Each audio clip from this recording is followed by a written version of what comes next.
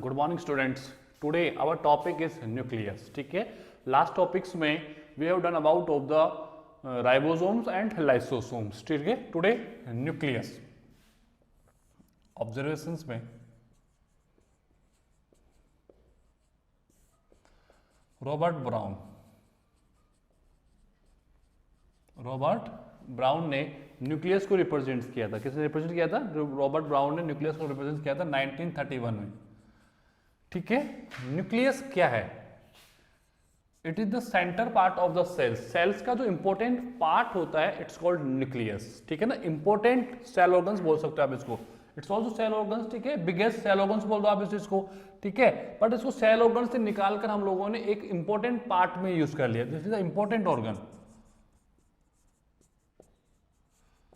Important organ of cell. ठीक है, क्यों? क्योंकि nucleus control the all activities of cell. It is the control of the all activities of cell. It is the controller of cell बोल सकते हो आप इस चीज को। जैसे ह्यूमन में ह्यूमन ब्रेन होता है। ह्यूमन ब्रेन क्या करता है? कंप्लीट बॉडी को कंट्रोलिंग करता है। बॉडी की all activities control by the human brain. ऐसे ही सेल की ऑल एक्टिविटीज जो होती है control by the nucleus, control by the nucleus. क्योंकि कंप्लीट जेनेटिकल जो होता है आपका हेरिडिटी होती है, जेनेटिक्स होती है, completely control by the nucleus. Basically nucleic acid हम जो बोलते हैं, डीएनए और आरएनए, जो आपकी कंप्लीट जेनेटिक्स को, जेनेटिक एक्टिविटीज जो होती हैं that is occur in the nucleus in the form of DNA और आरएनए। किसके फॉर्म में होती है? डीएनए और आरएनए। जो न्यूक्लिक एसिड्स होते हैं वो न्यूक्लियस में प्रेजेंस होते हैं। किसमें प्रेजेंस होते हैं?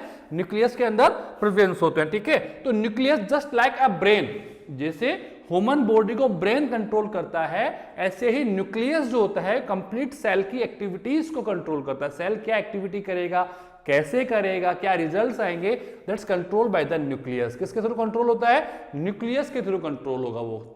समझ में आ रहा है? ठीक है, तो it is the important organs of the cells. Robert Brown के थ्रू 1931 में इसको ऑब्जर्व किया गया था। अब न्यूक्लियस जो है it is double membrane organs में आता है। ठीक है, इट इज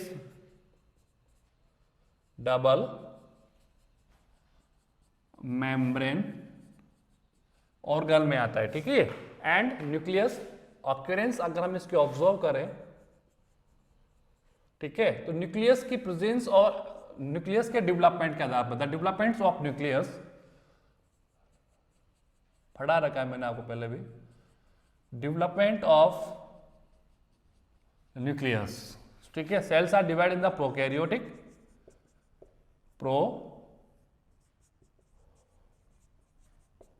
कैरियोटिक सेल, ठीक है, एंड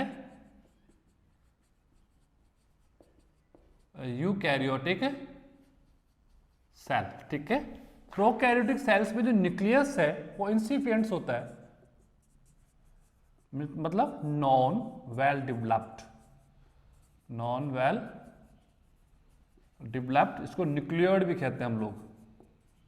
क्या कहते हैं? न्यूक्लियड्स कहते हैं। जीनोफोर भी इसको हम लोग कहते हैं। ठीक है, वेल डेवलप्ड जो न्यूक्लियस है वो किसमें मिलेगा आप लोगों को? यूकैरियोटिक में। लिखा हुआ है यू मतलब वेल, कैरियो मतलब न्यूक्लियस, जिसमें वेल न्यूक्लियस होगा आप लोगों का, completely developed, well developed nucleus जो है वो कहां मिलेगा आप लोगों को? यूकैरियोटिक में। प्रोकैरियोटिक में न्यूक्लियस है बट इंसिपिएंट फॉर्म में होता है, स्टार्टिंग फॉर्म्स में होता है, डेवलप्ड फॉर्म में नहीं होता। We have read about of the nucleus, prokaryotic cells and eukaryotic cells. Starting जो वीडियोस है मैंने आप लोगों को इनके दोनों के बारे में बता रखा है। एक सेल और बताया मैंने, मीजोकैरियोटिक और बताई थी मैंने आप लोगों को। ठीक है, तो प्रोकैरियोटिक सेल्स के अंदर न्यूक्लियस जो है वो इंसिपिएंट फॉर्म में होता है, प्रिमिटिव फॉर्म में होता है। इंसिपिएंट कह दीजिए आप लोग उसको, प्रिमिटिव बोल दीजिए। इन सब का मेन होता है नॉन वेल डेवलप्ड, मतलब starting forms of the nucleus इसमें प्रेजेंस है, बट वेल डेवलप्ड न्यूक्लियस जो है वो कहां मिलेगा आप लोगों को? ओनली यूकैरियोटिक सेल्स में मिलेगा। कहां पर मिलेगा? यूकैरियोटिक सेल्स के अंदर मिलेगा। ठीक है, वो कैसे? सेल्स के अगर हम बात करते हैं कि न्यूक्लियस जो है वो वेल न्यूक्लियस जो है उसके 4 पार्ट होते हैं। वेल न्यूक्लियस के कितने पार्ट्स होते हैं? 4। First, nuclear membrane, second, nucleoplasm, third nucleolus, fourth chromatin. ठीक है, जो DNA plus stone protein, DNA plus stone protein से बना होता है। किससे बना होता है? डीएनए प्लस स्टोन प्रोटीन से बना हुआ होता है। ठीक है,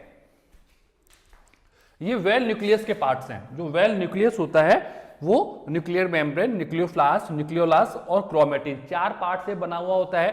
अगर मैं अभी वेल न्यूक्लियस किस में प्रेजेंट है? ओनली यूकैरियोटिक सेल्स में प्रेजेंट है। इस टाइप का जो न्यूक्लियस है only present in eukaryotic cells. Prokaryotic जो न्यूक्लियस है उसमें ना तो न्यूक्लियर मेम्ब्रेन होता है, ना उसमें न्यूक्लियोप्लाज्म होता है, ना उसमें न्यूक्लियोलस होता है, ओनली क्रोमेटिन होता है, जो ओनली किसकी फॉर्म में होता है? ओनली डीएनए होता है, और डीएनए के साथ होते हैं पॉलीएमीन्स। बता रखा है मैंने आप लोगों को, आप प्रीवियस वीडियो पढ़ ले इसका। पॉलीएमीन कौन होता है? पॉलीएमीन्स होते हैं। ठीक है, कौन होते हैं? Polyamines instead of the stone proteins. यहाँ पर डीएनए के साथ स्टोन प्रोटीन कनेक्ट होता है और यहाँ पर डीएनए के साथ पॉलीएमीन्स होते हैं। ठीक है, तो प्रोकैरियोटिक न्यूक्लियस जो होता है, प्रोकैरियोटिक सेल्स में जो न्यूक्लियस प्रेजेंस होते हैं वो इंसिपिएंट्स बोल दीजिए आप, प्रिमिटिव बोल दीजिए, नॉन वेल डेवलप्ड बोल दीजिए, न्यूक्लियोइड भी बोलते हैं उसको, जीनोफोर भी बोलते हैं हम लोग उसको। ठीक है, यहां पर ना तो आपको न्यूक्लियर मेम्ब्रेन मिलेंगे प्रोकैरियोटिक न्यूक्लियस के अंदर, ना प्रोकैरियोटिक न्यूक्लियस में न्यूक्लियोप्लाज्म है, न्यूक्लियोलस नहीं है, क्रोमेटिन है, डीएनए है, डीएनए विद द पॉलीएमीन्स, वो भी कंप्लीटली डेवलप्ड फॉर्म में नहीं है। वेल न्यूक्लियस के जो पार्ट है वो 4 है। ठीक है, जो only present in eukaryotic cells में प्रेजेंस होते हैं। ठीक है ना, एक सेल और बताया था मैंने आपको, मीजोकैरियोटिक, मीजोकैरियोटिक। ठीक है, मीजो यानी जो इन दोनों के मिड की स्टेज होती है, इन दोनों की मिड की। मीजोकैरियोटिक के अंदर न्यूक्लियर मेम्ब्रेन प्रेजेंट है, न्यूक्लियोप्लाज्म प्रेजेंस है, न्यूक्लियोलस प्रेजेंस है। ठीक है, बट क्रोमेटिन जो है वो इस फॉर्म में है। क्रोमेटिन कौन से फॉर्म में आ गया? इस फॉर्म में आ गया। तो इसमें मीजोकैरियोटिक के अंदर प्रोकैरियोटिक की प्रॉपर्टीज भी हैं, तो यूकैरियोटिक की प्रॉपर्टीज भी हैं। सो इट्स कॉल्ड मीजोकैरियोटिक, जिसका एग्जांपल मैंने आपको बताया डिनोफाइसी, डाइनोफ्लैजिलेट जो एल्गीज होती हैं, वहां पर मैंने मीजोकैरियोटिक फॉर्म्स को ऑब्जर्व किया था। तो न्यूक्लियस के डेवलपमेंट्स के बाद बिहोप पे 3 टाइप्स ऑफ सेल्स, तो 3 टाइप्स में मैन प्रोकैरियोटिक है और यूकैरियोटिक है। ये तो स्पेशल केसेस की बात होगी, मीजोकैरियोटिक एक स्पेसिफिक केस हो गया मेरे पास में। ठीक है ना, तो प्रोकैरियोटिक की कंडीशन ये होगी और यूकैरियोटिक कंडीशन ये होगी। तो न्यूक्लियस की जो ऑक्यूरेंस होती है वो इस फॉर्म्स में होती है। उसके बाद अगर हम बात करते हैं नंबर ऑफ न्यूक्लियस, तो न्यूक्लियस में भी, न्यूक्लियस जो होता है normally nucleus only 1 nucleus present in 1 cells. Normally अगर हम बात करते हैं तो आप ध्यान रखें, नंबर एंड पोजीशंस में आपको बता देता हूं, छोटी छोटी चीजें इंपॉर्टेंट है। न्यूक्लियस का वीडियो 2 पार्ट में बनेगा, थोड़ा लास्ट फॉर्म से, इसका important part of the cells है। तो 50% पार्ट हम इस वीडियो में बनाएंगे और रिमेनिंग 50% पार्ट हम सेकेंड वीडियो बनाएंगे। ठीक है, तो न्यूक्लियस जो है, नंबर, पहले हम लोग नंबर पढ़ते हैं, then after positions of nucleus पढ़ते हैं। ठीक है, तो नंबर के बिहोप पे तो नॉर्मली 1, नंबर के आधार पर हमने इसको 3 पार्ट में डिवाइड कर रखा है, मोनो न्यूक्लिएट, बाई न्यूक्लिएट और पॉली, मल्टी न्यूक्लिएट बोल दीजिए, पॉली न्यूक्लिएट बोल दीजिए, न्यूक्लिएट। ठीक है, मोनो मतलब 1 न्यूक्लियस। ठीक है, प्रेजेंट इन 1 सेल नॉर्मली, ये इसकी नॉर्मली फॉर्म्स है। नॉर्मली एक सेल में एक ही न्यूक्लियस होता है। एक्सेप्शनली बाय न्यूक्लिएट्स भी हैं तो पॉली न्यूक्लिएट्स भी है। बाय का मतलब हो गया 2 न्यूक्लियस इन 1 सेल। एग्जाम्पल्स है पैरामीशियम, एग्जाम्पल्स कौन है? पैरामीशियम, यूग्लिनास में भी होता है। ठीक है, तो मोनोन्यूक्लियस 1 न्यूक्लियस इन 1 सेल, एक सेल में एक ही न्यूक्लियस होता है, नॉर्मल फॉर्म से ये। ठीक है, बाय न्यूक्लियस ये एक्सेप्शनल फॉर्म्स की बात करते हैं कि bi nucleus 2 nucleus in 1 cell, 1 cell में 2 न्यूक्लियस, पैरामीशियम्स। ठीक है, मल्टी न्यूक्लिएट का मीन क्या हो गया? Many nucleus, many nucleus in one cell. अब ये कंडीशंस प्लांट्स में भी हो सकती है और ये कंडीशंस एनिमल्स में भी हो सकती है। ठीक है, पॉलीन्यूक्लिएट कंडीशन जो प्लांट्स में भी हो सकती है और एनिमल्स में हो सकती है। अगर प्लांट्स में है तो सिनोसाइटिक,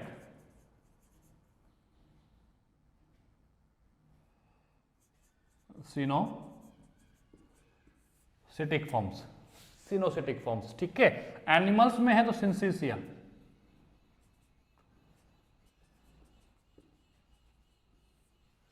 सिंसिसियम्स, शायद इसमें एस आएगा यहां पर। ठीक है, सिंसिसियम्स। ठीक है, सिंसिसियम किसे कहेंगे? When multi nucleus more than 2 nucleus are present in a single cell. In animals it's called syncytia, in plants it's called coenocytic, it's called coenocytic. ठीक है, सिनोसिटिक का मतलब हो गया when more than 2 nucleus, many nucleus are present in one cell. जब एक cell में एक से ज्यादा न्यूक्लियस है, 2 से ज्यादा न्यूक्लियस हैं, तो सिनोसाइटिक। बट इन प्लांट्स, अगर वो कंडीशन प्लांट्स में है, अगर ये कंडीशन एनिमल्स में है तो सिंसिसियम्स कहेंगे। हम उसको क्या कहेंगे? सिंसिसियम्स कहेंगे। काफी माइक्रोटाइप्स ऑफ ऑर्गेनिज्म आपको कंडीशन मिलेगी देखने को, हम आगे पढ़ेंगे अभी। ठीक है, तो पॉलीन्यूक्लिएट्स के 2 फॉर्म्स हैं, सिनोसिटिक और सिंसिसियम्स। ठीक है, coenocytic in plant cell when more than 2 nucleus are present in a single cells of plant, coenocytic, single cell of animal, syncytium. ठीक है ना, when 2 nucleus are present in one cell, paramecium. Examples हो गया। और normally इसके तो क्या example डालेंगे हम लोग, सभी आ रहे हैं इसके अंदर तो। ठीक है, तो mononucleates, 1 nucleus present in one cell. अगर एक सेल में एक ही न्यूक्लियस प्रेजेंस है, इट्स कॉल्ड मोनोन्यूक्लिएट। तो मोनोन्यूक्लिएट, बाइन्यूक्लिएट और पॉलीन्यूक्लिएट्स हो गया। ये हो गया आप लोगों का नंबर। इसके आफ्टर आता है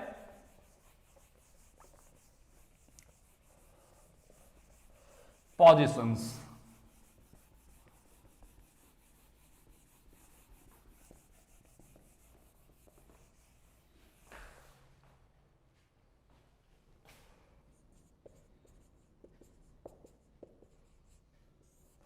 पोजीशन इसकी 2 फॉर्म्स में हो सकती हैं, मेन, सेंट्रल या पेरिफेरल। सेंट्रल या पेरिफेरल। तो सेंट्रल तो बेसिकली आप लोगों को एनिमल्स में मिलेगी। ठीक है, ये न्यूक्लियस है और न्यूक्लियस के सेंटर में, सॉरी ये सेल हो गया, सेल के सेंटर में क्या आ गया? न्यूक्लियस आ गया। बट इन प्लांट्स के अंदर जो सी कंडीशंस मिलेगी आप लोगों को, वो आपको मिलेगी पेरिफेरल, यानी कि सर्कमटेंस, परिधि के पास में होती है, मेम्ब्रेन के पास होती है, due to the presence of vacuoles, due to the presence of vacuole. Plants में क्या बनती है? वैक्यूल्स बनती है। तो वैक्यूल्स कहाँ बनती है? सेंटर में होती है। सेंटर में वैक्यूल फॉर्म होने की वजह से न्यूक्लियस कहाँ चला जाता है? मेम्ब्रेन के पास चला जाता है, पेरिफेरल फॉर्म में चला जाता है। तो पोजीशन ध्यान रखना, एनिमल्स में बेसिकली आप लोगों को सेंट्रल फॉर्म में मिलेगा, क्योंकि एनिमल्स में वैक्यूल्स नहीं बनती है। प्लांट्स में वैक्यूल्स बनती है, फूड वैक्यूल बनती है, वाटर वैक्यूल बनती है, कॉन्ट्रैक्टाइल वैक्यूल्स बनती है, डिफरेंट टाइप्स ऑफ वैक्यूल्स बनती है, जो always arise in the central form. Central form से अराइज होकर बड़ी हो जाती है, जिससे जो न्यूक्लियस सेंटर से मूव करके कहाँ चला जाता है? पेरिफेरल चला जाता है। ठीक है ना, तो प्लांट्स में पेरिफेरल फॉर्म में मिलता है और एनिमल्स में आप लोगों को कहां पर मिलेगा? सेंट्रल फॉर्म में मिलेगा। ठीक है, ये हो गया आप लोगों का इसकी पोजीशंस। नंबर हो गया, पोजीशंस हो गया, ऑब्जर्वेशंस हो गया। ठीक है, ऑक्यूरेंस हमने पढ़ ही लिया इसका। अब है स्ट्रक्चर। ठीक है, it's the important part of the cell. Cell का कौन सा पार्ट है? ये इंपॉर्टेंट पार्ट होता है, सेल का जो है वो इंपॉर्टेंट पार्ट होता है। ठीक है, स्ट्रक्चर जो है, अब स्ट्रक्चर तो यूकैरियोटिक का पढ़ना पड़ेगा, स्ट्रक्चर ऑफ न्यूक्लियस। ठीक है, तो स्ट्रक्चर्स में वही 4 फॉर्म, पहला न्यूक्लियर मेम्ब्रेन। ठीक है, और कैरियोथिका भी बोल सकते हो इसको, और कैरियोथिका, क्योंकि न्यूक्लियस को हम लोग कैरियन बोलते हैं। ठीक है, कैरियन का मतलब होता है न्यूक्लियस। कैरियन का मतलब क्या होता है? न्यूक्लियस होता है। ठीक है ना, न्यूक्लियर मेम्ब्रेन बोल दो, न्यूक्लियर एनवेलप बोल दो, वही जो सेल मेम्ब्रेन हम लोग बोल के सेल मेम्ब्रेन, सेल एनवेलप बोल दिया था, ऐसे न्यूक्लियर मेम्ब्रेन बोल दो, न्यूक्लियर एनवेलप बोल दो। कैरियोथिका, थिका का मतलब भी मेम्ब्रेन होता है, कैरियो मतलब न्यूक्लियस। ठीक है, तो न्यूक्लियर मेम्ब्रेन और कैरियोथिका। ठीक है, सेकेंड फॉर्म जो आएगा वो कौन आएगा? सेकेंड फॉर्म में यहाँ लिख देता हूँ, न्यूक्लियोप्लाज्म, ठीक है, थर्ड आएगा न्यूक्लियोलस, फोर्थ आएगा क्रोमेटिन, ठीक है। ये चार पार्ट है मेरे पास में। तो सबसे पहले आता है nuclear membrane over karyotheca, nuclear membrane over karyotheca, ठीक है। तो न्यूक्लियर मेम्ब्रेन जो है वो देखें आप लोग, इट इज सपोज ये हमने सेल बनाया, ठीक है, और ये न्यूक्लियर मेम्ब्रेन की प्रेजेंस से ही all protoplasm divide the two forms, cytoplasm और न्यूक्लियोप्लाज्म। ये न्यूक्लियर मेम्ब्रेन हो गया। ये क्या हो गया आप लोगों का? न्यूक्लियर मेम्ब्रेन हो जाएगा, ठीक है। न्यूक्लियर मेम्ब्रेन जो बनता है वो डबल फॉर्म में बनता है, इस फॉर्म में मैंने बनाया आप लोग सामने, दैट इज ये न्यूक्लियर मेम्ब्रेन होता है। ये इसका outer, it is double membrane, it is double membrane organ, ठीक है, आउटर और inner. This is outer and this is inner. Outer आप लोगों को रफ मिलेगा, आउटर आपको कैसा मिलेगा? रफ मिलेगा, due to the presence of ribosomes. बताया मैंने आप लोगों को प्रीवियस वीडियो के अंदर कि आउटर न्यूक्लियस की जो आउटर मेम्ब्रेन होती है उस पे भी डॉट लाइक स्ट्रक्चर्स होते हैं।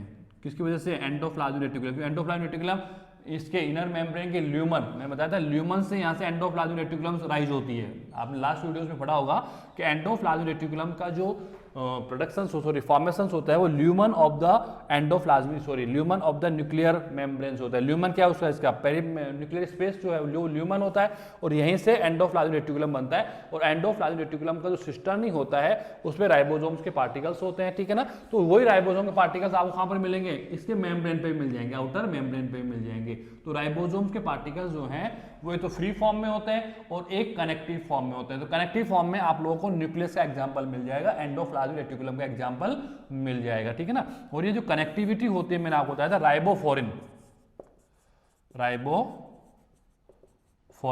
किसकी वजह से होती है? राइबोफोरिन यहाँ पर एक प्रोटीन्स होते हैं, फर्स्ट एंड सेकंड दो फॉर्म्स में होते हैं। इनकी वजह से राइबोसोम्स के जो पार्टिकल्स होते हैं वो एडेसिव फॉर्म में होते हैं with the nucleus, outer membrane of nucleus and endoplasmic reticulum, cisternae of the endoplasmic reticulum, ठीक है। तो डबल मेम्ब्रेन में होता है, ये आउटर मेम्ब्रेन हो गया, ये inner membrane. Outer membrane basically permeable होता है, बट इनर मेम्ब्रेन जो है वो सभी में सेमी परमेबल हो जाता है फिर वहां पर, ठीक है। वो फिर वहां पर सिलेक्टिविटी के आधार, सिलेक्टिविटीज के आधार पर जो भी कंटेंट्स होते हैं वो आउट से इन या इनसे आउट मूव करते हैं। वो हम लोग फंक्शनिंग पढ़ चुके हैं सेल मेम्ब्रेन की। The structures of membrane just equivalence of the structures of cell membrane regarding of the Robertson ने यूनिट मेम्ब्रेन मॉडल दिया था, नहीं दिया था, कि जितने भी मेम्ब्रेन बाउंड ऑर्गन्स होंगे उनका जो स्ट्रक्चर्स होगा वो just like a structures of cell membrane. जैसा हमने सेल मेम्ब्रेन का स्ट्रक्चर पढ़ा है नहीं पढ़ा, ऐसे ही मेम्ब्रेन आपको हर जगह मिलेगी, भले वो सेल ऑर्गन्स हो, वो न्यूक्लियस हो, कुछ भी हो, कोई भी मेम्ब्रेन बाउंड ऑर्गन्स मिलेगा तो उसका जो स्ट्रक्चर होगा मेम्ब्रेन का वो सेल मेम्ब्रेन के इक्वल होगा। जैसे सेल मेम्ब्रेन का स्ट्रक्चर हमने पढ़ा है वैसा स्ट्रक्चर हम सब में पढ़ेंगे, इसलिए हम कभी भी अदर ऑर्गन्स का मेम्ब्रेन स्ट्रक्चर स्टडी नहीं करते हैं, ठीक है। तो रफ है राइबोसोम्स की वजह से, आउटर एंड इनर, ठीक है। आउटर एंड इनर इनकी जो एंगस्ट्रम्स होती है वो होती है 75 एंगस्ट्रम। कितना होता है? 75 एंगस्ट्रम, यानी जो थिकनेस होती है मेम्ब्रेन्स की, thickness of nuclear membrane, nuclear membrane जो थिकनेस मिलेगी आप लोगों को मिलेगी अप्रोक्स 75 एंगस्ट्रम मिलेंगी, ठीक है। और दोनों मेम्ब्रेन के बीच में जो गैप है it's called peri nuclear space, कह सकते हो ओवर ल्यूमन, क्या कह सकते हो आप इसको? ल्यूमन बोल दीजिए या पेरी न्यूक्लियर स्पेस बोल दीजिए, जो अप्रोक्स 100 एंगस्ट्रम तक होता है। कितना होता है? 100 एंगस्ट्रम का होता है। दोनों मेम्ब्रेन्स के मिड में जो गैप होता है just equal of the 100 angstrom. कितना होता है? 100 एंगस्ट्रम का होता है। अरे यार तार भाई, ठीक है, कितना होता है? 100 एंगस्ट्रम के समथिंग होता है। कितना होता है? 100 एंगस्ट्रम के समथिंग होता है। दोबारा समझना, न्यूक्लियर मेम्ब्रेन और कैरियोथिका, न्यूक्लियर मेम्ब्रेन जो है वो डबल मेम्ब्रेन बाउंडेड ऑर्गन्स में आता है, आउटर मेम्ब्रेन और इनर मेम्ब्रेन, ठीक है। ये न्यूक्लियर मेम्ब्रेन आप लोगों का अंदर वाला, आउटर मेम्ब्रेन और इनर मेम्ब्रेन। आउटर मेम्ब्रेन आप लोगों को रफ मिलेगा, इनर मेम्ब्रेन आप लोगों को स्मूथ मिलेगा, ठीक है। आउटर मेम्ब्रेन रफ क्यों है? Due to the presence of ribosomes. ये राइबोसोम राइबोफोरिन प्रोटीन्स की वजह से अटैच होते हैं। राइबोसोम्स के पार्टिकल्स होते हैं, राइबोफोरिन प्रोटीन की वजह से क्या होते हैं?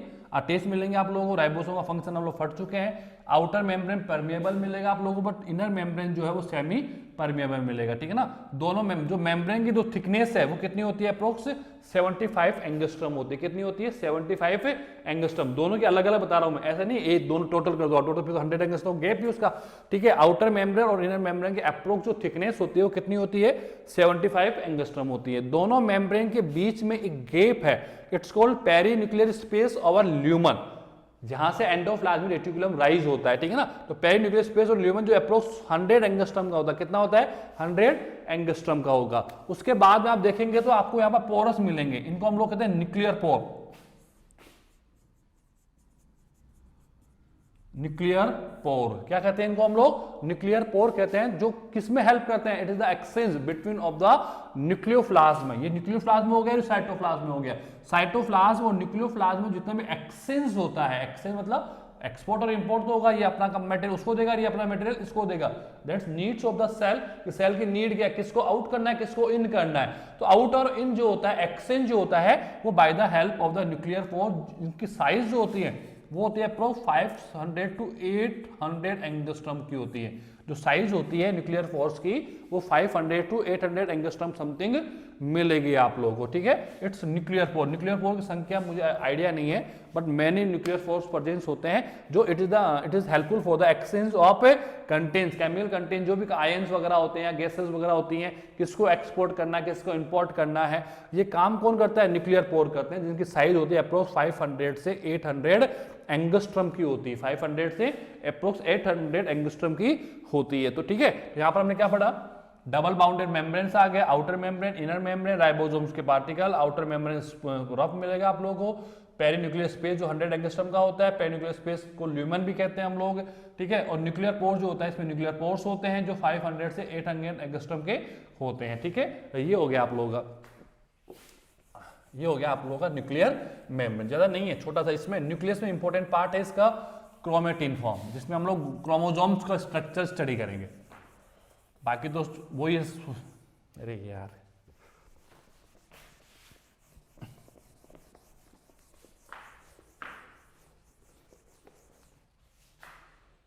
सैनिटाइजर यूज करते हैं थोड़ा सा,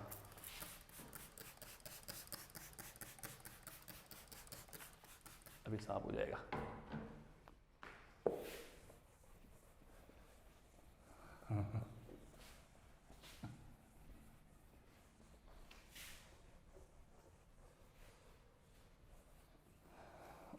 okay, second form.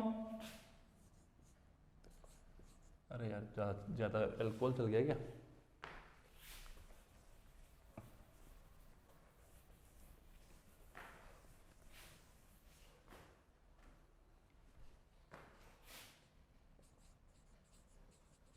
Nucleoplasm, nucleoplasm just like ए साइटोप्लाज्म, ठीक है। It is fluid form. कौन सी फॉर्म में मिलेगा आप लोगों को? Fluid.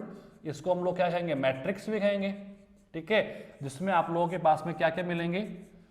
Inorganic and organic compounds, ठीक है। इनऑर्गेनिक और ऑर्गेनिक कंटेंट्स मिलेंगे। मोस्टली यहां पर क्या मिलेगा आप लोगों को? वाटर। वाटर के साथ साथ आपको क्या मिलेंगे? इनऑर्गेनिक कंटेंट्स और ऑर्गेनिक कंटेंट्स आपको यहाँ पर मिलेंगे। आपको विटामिन मिलेंगे, हार्मोन्स मिलेंगे, एंजाइम्स मिलेंगे। भाई न्यूक्लियोप्लाज्म में तो एक फ्लूइड फॉर्म होता है, इसका मैट्रिक्स फॉर्म होता है। कौन सा फॉर्म होता है इसका? मैट्रिक्स फॉर्म होता है। मैट्रिक्स जैसे साइटोप्लाज्म है या नहीं? साइटोप्लाज्म क्या प्रेजेंस है?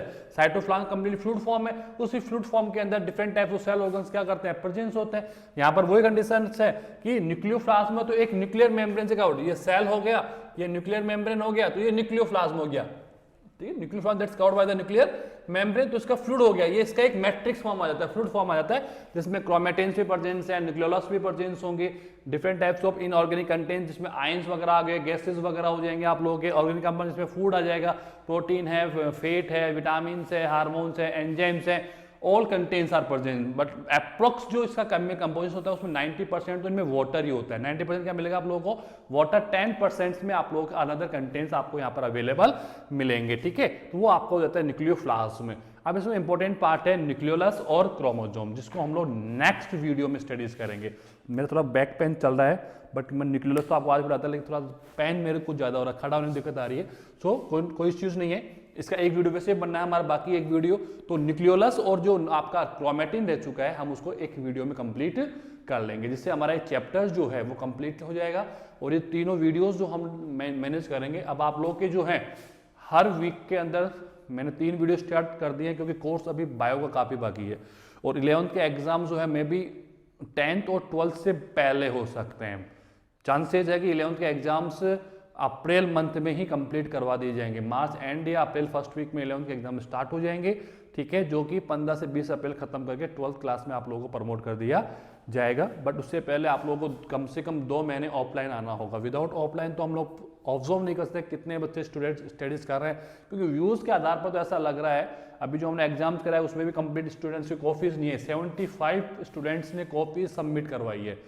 जितने भी बच्चे जो नोटबुक सबमिट नहीं करवा रहे हैं, हो सकता है 2 टाइप्स के बच्चे हैं। एक तो जो कंप्लीट ईयर को यूज करना चाहता है, जिसको ये पता है कि मुझे इसी साल प्रमोट हो गए 12th में पास आउट होना है, वो कंप्लीट एग्जाम्स को फाइट करे।